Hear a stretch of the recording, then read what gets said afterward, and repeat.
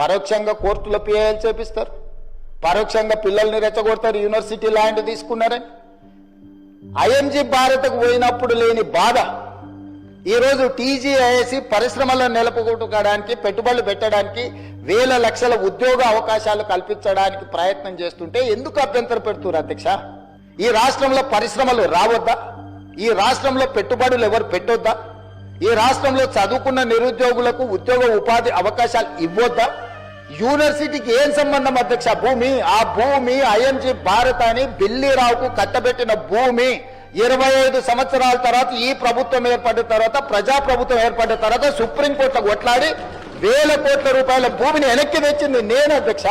ఎవరికో అర్ధరాత్రి పూట కట్టబెట్టకుండా పరిశ్రమలు, ఐటీ పార్కులు చేయాలని, మల్టీ జోన్ మిక్స్డ్ యూజ్ కోసం చేయాలని చెప్పి ఒక మంచి ఉద్దేశంతో వస్తే దాన్ని కూడా అడ్డుకుంటారు.